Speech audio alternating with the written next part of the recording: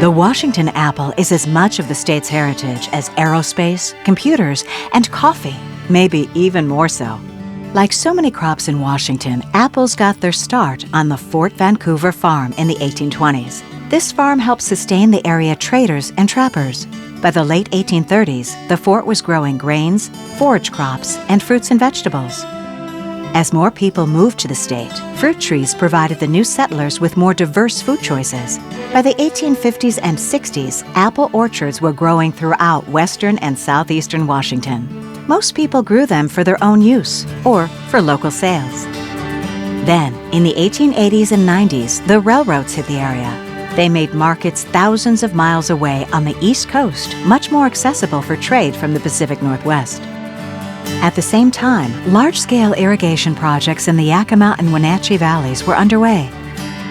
This expansion led to more competition among growers. High-quality standards became necessary to provide the best fruit for the marketplace, and growers began forming partnerships or cooperatives to market their fruit. Growers learned how to prune, fertilize, and manage pest pressures in their orchards. Research conducted by Washington State College helped growers understand what varieties and farming practices worked best in the region. Cooperatives marketed their apples under branded names that people could remember. Brands like Apple Kids, Good Pickins, Dainty Maid, and Chief Joseph set each co-op apart. Growers planted apple varieties that not only tasted better, but also stored better. Growers stored their apples in warehouses or cold storage facilities to meet consumer demand for 3 to 6 months after harvest. As technology improved, growers added fans and ventilation to circulate air inside the cold storages. Some also used ice to keep the facilities and apples cool until they could be shipped to a market. These same basic ideas are used today. At the same time, businesses began processing the apples that were not sold in the fresh market into ciders, applesauce, and other products. By the 1910s, Wenatchee and Yakima valleys emerged as the major growing regions in the state, and both the Great Northern and Northern Pacific Railroads were extremely interested in marketing these two crops to buyers on the East Coast.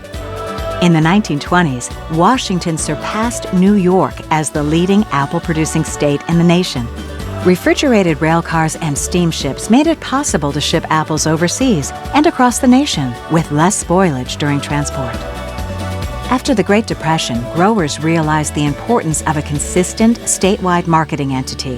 The Washington State Apple Commission was formed in 1937 by the state legislature to promote education, advertising, and market development on behalf of all growers within the state. The commission is funded in part by growers and works to market Washington apples to the public in export markets.